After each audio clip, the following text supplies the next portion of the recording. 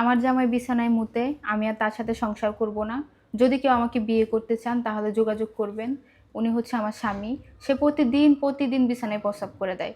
এটা কি কোনো মেয়ে সহ্য করবে বলেন? আমি আর তার সাথে সংসার করতে চাই না, আমি তাকে ডিভোর্স দিয়ে দিব। এটা কি আপনার জামাই? হ্যাঁ। আচ্ছা ভাই, আপনার কি সমস্যা হয় ভাই, একটু বলুন তো আমাদেরকে। আসলে ভাইয়া আমি রাইতে মানে বিছানায় মুইতা দিই, মনে হয় যে আমি বাইরে যাই মুতছি, কিন্তু ঘুম থেকে উঠে দেখি যে বিছানায় মুইতা দিছি।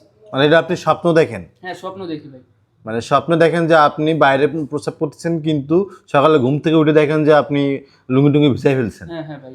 আচ্ছা, এখন তো আপনার স্ত্রী বলতেছে আপনার সংসার করবে না বা আপনার সাথে থাকবে না, সেই বিষয়ে আপনি কিছু বলতে চান কিনা? আসলে ভাই এটা তো আমার সমস্যা, মানে আমি অসুস্থ এখন। এই অসুস্থর কারণে যদি ছাইরা যাই তাহলে তো আমার আর করার কিছু নাই ভাই।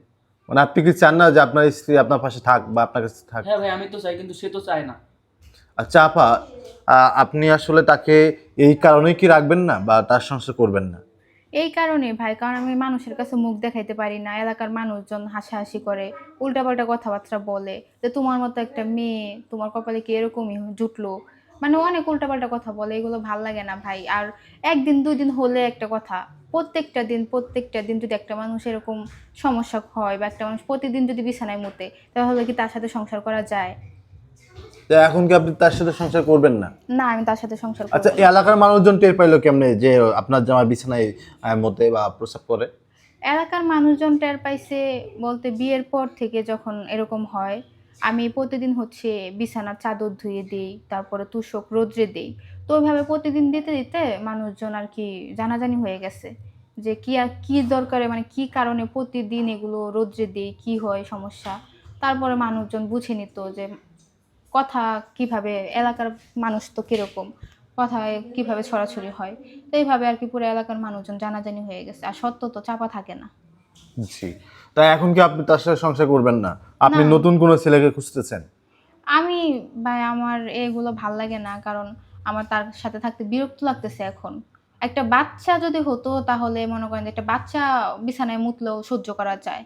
কিন্তু এভাবে ভাই আমার পক্ষে সম্ভব না তার সাথে সংসার করা। আমার বাসা থেকে বিয়ে দিচ্ছে, আমি এমনিও বিয়ে করতে চাইনি। আর আমার বাসা থেকে জানতও না, বাসার লোকেরও দোষ দিয়া লাভ নেই। কারণ তারাও তো জানতো না। সে তো আর বিয়ের আগে বলে নাই তার এই সমস্যা আছে। যদি বলতো তাহলে নয় একটা কথা ছিল। আপনার ভালো ডাক্তার দেখান বা কবিরাজ দেখান। ডাক্তার তাকে নাকি আগেও দেখানো হয়েছে তার বাসা থেকে, কিন্তু কোনো সমাধান হয় নাই।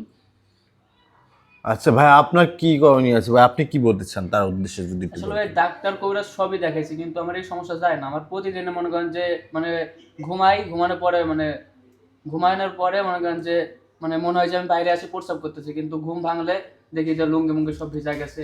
এখন আপনি যে বিছানায় প্রস্রাব করেন, এই জন্য আপনার বউ আপনাকে তালাক দিবে বা আপনাকে ছেড়ে দিয়ে অন্য কাউকে বিয়ে করবে। এ বিষয়ে যদি আপনার যদি কোনো কিছু বলার থাকে, একটু যদি তাকে বলতেন। ভাইয়া যদি মনে করেন যখন আমার সমস্যার কারণে ছাইরা যায়, তাহলে তো আমার আর ধরে রাখার কোনো তাকে অপশনই আপনি নাই। বুঝান। আজকে আপনারা কেন আমাদেরকে ডাকছেন, এই বিষয়টা একটু ক্লিয়ার করেন। এইগুলো বলার জন্য আপনারা আমাদেরকে ডাকছেন? আসলে ভাই আমি তো ডাকি নাই, হে ডাকছে। এখন মনে করেন যে থাকতে চাই না, আমি কি করবো বলেন? এখন আপনি কি ওনাকে রেখে অন্য কাউকে বিয়ে করতে চাচ্ছেন, তাই তো? ওনার সংসার করবেনই না? ওনার সংসার আমি করব না, আর বিয়ে তো করতেই হবে, কারণ আমি যেহেতু মেয়ে মানুষ, আমি তো সারা জীবন একা থাকতে পারবো না। হুম। আর ফ্যামিলির কাছে তো আর সারা জীবন থাকবো না, এমন না আমি ছেলে আমার ফ্যামিলির কাছে সারা জীবন আমাকে রাখবে। তো তার সাথে যেহেতু আমি সংসার করব না, তো আমার তো বিয়ে করতেই হবে। যদি এরকম কেউ আমাকে বিয়ে করতে চায় সবকিছু জেনে শুনে, যে আমার বিয়ে হয়েছিল, আমার স্বামীর এরকম সমস্যা যার কারণে আমি ছেড়ে দিচ্ছি, যদি কেউ বিয়ে করতে চায় তাহলে আমি বিয়ে করবো, এই জন্য আপনাদেরকে ডাকছি। আচ্ছা, কেমন ছেলেকে আপনি বিয়ে করবেন যদি একটু আমাদেরকে বর্ণনা দিতেন? ছেলে যেমনই হোক তাতে আমার কোনো সমস্যা নেই, কিন্তু কোনো রোগ টোগ যেন না থাকে। আচ্ছা, আপনি যেহেতু ইনাকে ছেড়ে দিয়ে আপনি আর একটা বিয়ে করবেন, সেই ছেলেটা যদি আপনার বিছানায় যদি হাগু করে, তখন আপনি কি করবেন? তখন আর কি করব? যদি আমার কপালে এরকমই থাকে তাহলে তো আর আমার মরা ছাড়া কোনো উপায় নেই। কারণ এরকম হলে তো আর সংসার করা সম্ভব না। আচ্ছা, কোন বয়সের ছেলেদেরকে বা কোন বয়সের পুরুষকে আপনি বিয়ে করবেন? বয়স যেরকমই হোক, বয়স-টয়স এত কিছু আমি দেখব না। মানে আমার কথা হচ্ছে যে, যেহেতু আমার ফ্যামিলি থেকে বিয়েটা দিছে, এখন আমি চাইলেও আমার ফ্যামিলির কাছে যেতে পারবো না। আমার ফ্যামিলি এক কথায় যেমনই হোক সংসার কর, সংসার যেন না ভাঙে। তাদের কথা একটাই। কিন্তু আমার পক্ষে সম্ভব না সংসার করা। তাই যেরকম বয়সেরই হোক আমি বিয়ে করতে রাজি আছি। কোন জেলার ছেলেদেরকে বিয়ে করবেন বা কোন জেলার পুরুষদেরকে আপনি বিয়ে করবেন? এমন কোনো পছন্দ আপনার আছে কিনা? না, এরকম পছন্দ বলতে আমার আগেও ইচ্ছে ছিল যে আমি যদি বিয়ে করি তাহলে মানে বরিশালের দিকে আর কি বিয়ে করব। যদি বিয়ে করি বরিশালের ওদিকে, মানে বরিশালের মানুষজন অনেক ভালো আমি জানি, এই জন্য। বরিশালের ছেলেরা অনেক ভালো। আমরা শুনছি বরিশালের লোকজন নাকি বউ পিটায়, দেখা গেলো আপনার বিয়ের পর দেখা গেলো আপনার পিটাইতেছে, এই পোলায় তো বিছানায় মতে, আর দেখা গেলো ওই পোলায় দেখা গেলো আপনার পিটাইতেছে, ওধামসে পিটাইতেছে, তখন আপনি কি করবেন? যদি এরকম কিছু হয় তাহলে আর কি করব। তারও তালাক দিবেন? যদি এরকম হয়, যদি অত্যাচার করে, অত্যাচার করলে তো আর সংসার করা যাবে না। যাই হোক, প্রিয় দর্শক শ্রোতা, আমাদের সামনে যে আপুটি আছে, আপুটির জামাই কিন্তু এখন আছে, তাকে তালাক দিবে। তালাক দেওয়ার পরে কিন্তু সে কিন্তু আবারও বিয়ে করবে। তাকে তালাক দেওয়ার উদ্দেশ্য হচ্ছে এই ছেলে নাকি বিছানায় প্রস্রাব করে। প্রিয় দর্শক শ্রোতা, আমাদের সামনে যে আপুটি রয়েছে, এই আপুটি একটা ছেলেকে বিয়ে করতে চাই, হইতেছে না, আবার কাট। Ready ready, 1 2 3 action. প্রিয় দর্শক শ্রোতা, আমাদের সামনে যে আপুটি রয়েছে, এই আপুটি একজনকে বিয়ে করতে চাই, তার পাশে কিন্তু তার জামাই রয়েছে, এই জামাই নাকি বিছানায় প্রস্রাব করে।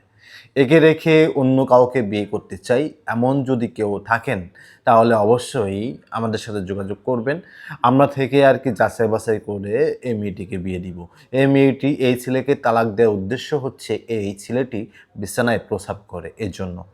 যদি এমন কোনো ছেলে থাকেন যে ভালো, বা কোনো রোগ ব্যাধি নাই, কোনো সমস্যা নাই, শরীরে কোনো প্রবলেম নাই, এমন যদি কোনো ছেলে থাকেন তাহলে আমাদের সাথে যোগাযোগ করবেন বা আপুটির সাথে যোগাযোগ করবেন। আমরা কন্ট্যাক্ট নাম্বার কমেন্ট বক্সে কন্ট্যাক্ট নাম্বার দিয়ে দিব, বা ভিডিও লাস্টে অবশ্যই তার কন্ট্যাক্ট নাম্বারটি পাবেন।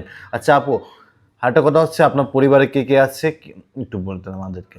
আমার পরিবারে বাবা, মা, ভাই, ভাবি ওরা আছে। আচ্ছা, এই ছেলেটি কত টাকা কাবিন দিয়ে আপনাকে বিয়ে করেছিলেন? 4 লাখ। 4 লাখ টাকা। যদি কেউ বিয়ে করে সেক্ষেত্রে আপনি কত টাকা কাবিনী তার সাথে বিয়ে করবেন? তখন তো ফ্যামিলি থেকে দিচ্ছে, কাবিন কম দিচ্ছে। যদি বিয়ে করি তাহলে কাবিন বাড়িয়ে দিতে হবে। কাবিনী টাকা বাড়িয়ে দিতে হবে? হ্যাঁ। এত টাকা কাবিন দিয়ে কেন আপনাকে বিয়ে করবে? আপনি তো বিবাহিত একটা নারী, তাহলে কেন এত টাকা কাবিন দিয়ে একটা ছেলে এই আপনাকে বিয়ে জন্যই করবে? কাবিন বাড়িয়ে নিব, কারণ যেহেতু আমি বিবাহিত, পরে যদি পরবর্তীতে ছেড়ে দিতে চায়, এই জন্য। ও আচ্ছা, এই যে আমাদের পাশে যে ভাইটি রয়েছে, এই ভাই যে 4 লক্ষ টাকা, ভাই আপনার তো 4 লক্ষ টাকা কাবিনী, এই টাকাটাকে আপনি দিবেন নাকি দেখি, মানে তালাকটা তো আপনি দিয়েছেন, মানে ছেলেপক্ষ তো আপনাকে টাকা দিবে না? হ্যাঁ, দিবে না তো, আর আমার দরকারও নাই, কারণ আমি এখান থেকে মুক্তি পাইলেই বাঁচি। মানে এতটা ঘৃণা হয়ে গেছে আপনার? আমি এই 3 মাসে এত পরিমাণে বিরক্ত হয়েছি ভাই, আমার চেহারা শরীর এরকম ছিল না। আমি এই 3 মাসে পুরা শেষ হয়ে যেতেছি। ও, আচ্ছা ঠিক আছে। ধন্যবাদ সবাইকে। সকল প্রবাসী ভাইরা, আপনাদের কাছে অনুরোধ রইল, আপনারা যদি কেউ বিয়ে করতে চান তাহলে অবশ্যই আমাদের সাথে যোগাযোগ করবেন। প্রবাসী কাউকে বিয়ে করবেন? হ্যাঁ, প্রবাসী হলো সমস্যা নেই। যে আমারে প্রবাস থেকে যদি প্রবাসে থাকে, আমাকে বাংলাদেশে সব খরচ, ভরণ পোষণ সবকিছু দিতে হবে। তাহলে আপনি বিয়ে করবেন। হ্যাঁ। ধন্যবাদ আপনাকে। তাহলে সবাই ভালো থাকবেন। আসসালামু আলাইকুম।